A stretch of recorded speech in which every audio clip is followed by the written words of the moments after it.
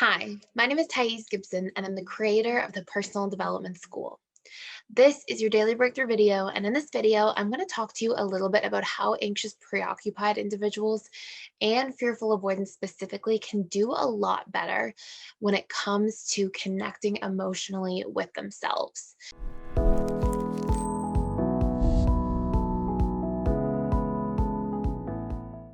So, this is based on a question I have from inside the Personal Development School Members Lounge, where somebody asked, how can I emotionally connect with myself and be emotionally available to myself?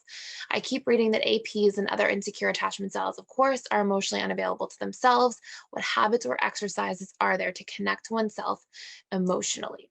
So, this is a huge topic, and I'm going to do a little bit of a deep dive into this here. But we also have a 7-day free trial. It's like the one time we're offering this beginning April 21st. So you'll see this like by the time this video is out, we're in it, and it ends May 5th. And so you can sign up during that time. You have 7-day access to everything. And if you want to do a really deep dive into connecting with yourself emotionally and like what that's all about, two major courses to go through are Discover, Embrace, and Fulfill Your Personal Needs, and Emotional Mastery and Belief Reprogramming. They come with very in-depth workbooks, tons of like step-by-step exercises, everything. And please feel free as well, if you're going to check out the school, to like jump in some of the live webinars. I do 4 live webinars every single week. We have ongoing community events literally every day.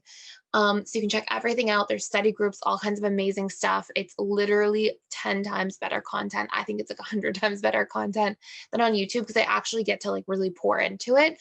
I love doing these YouTube videos, but obviously it's a little bit different because they're 10-minute videos, 8-minute videos, 12-minute videos versus like a full 2.5 to 3 hour course. It's all pre-recorded, structured, all that good stuff with step-by-step exercises that create breakthroughs.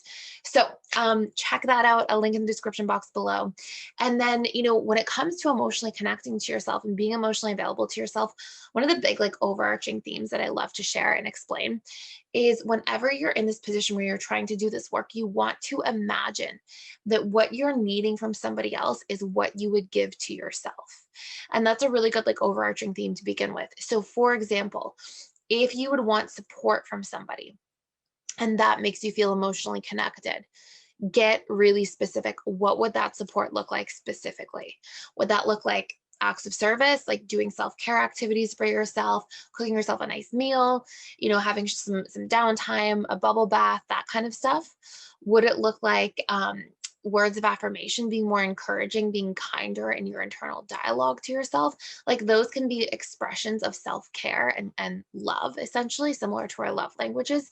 Would it be spending more quality time with yourself? And if so, what would that look like? So those are like one big category of overarching themes. But another really big piece that's super important is, when we go to a friend and let's say we need, somebody to vent to, a shoulder to cry on, whatever it might be, some emotional support. What do we want them to do? We want them to ask us questions about our problem and try to get to the bottom of it and try to understand us and see us and validate our emotions and hear and be present with us and make us feel like we matter.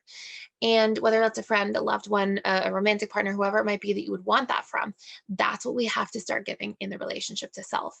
So, what that really translates to is like things like journaling, things like witnessing your emotions. And when you have an emotional response to something, going inwards and being like, what is that about? What's going on inside of me? What do I need to feel better? What do I need to feel relief?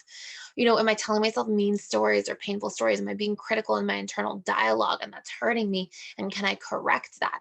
Like if we went to a friend and we said, oh, I feel stupid because I made a mistake at work, your friend is going to be like, oh my goodness, you're not stupid. And they're going to help you equilibrate your story. They're going to be, look, you're intelligent here and you do this well and you show up well in these areas. And like, don't say that about yourself. And we have to offer that same like emotional nurturing and kindness in the relationship to self. So when we're trying to connect with ourselves as like sort of structure number 3 that you can think about is as opposed to like those exercises for emotional intimacy, presence, what we need from a friend. So really what that would be is like journaling, meditation, checking in with your feelings and needs throughout the day, being present with yourself when you feel bad instead of trying to like disconnect from yourself and go into like watching television to numb, using a substance or alcohol to numb, whatever it is that like evades yourself, you're instead going inwards and being with yourself and trying to get to the bottom of it. And then you can think of like structure number 3 here as being all about like your boundaries. When you're emotionally connecting to yourself, it's really about like you also allowing yourself to take up space, you allowing your existence to be seen by yourself.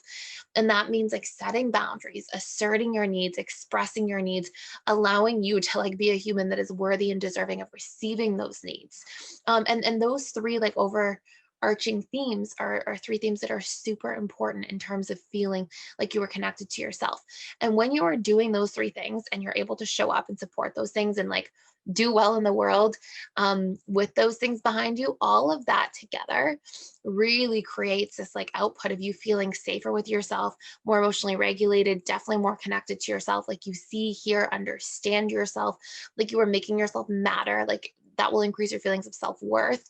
There's all these beautiful things, like feeling like you're safer in the world because you trust you to have your own back and to stand up for your boundaries. Like all of those things together really culminate to create not just this like emotional connection to self and ability to self-soothe, but also increase self-esteem, increase self-worth, and make you feel stronger and safer and like the best version of yourself. So really important topics. I love this question. Hopefully that helps. Thank you for watching. Please like, share, and subscribe if you haven't already. And if you are a viewer of this channel all the time, I super appreciate it. And thank you for being here. I hope you have a wonderful day, and I will see you in the next video tomorrow.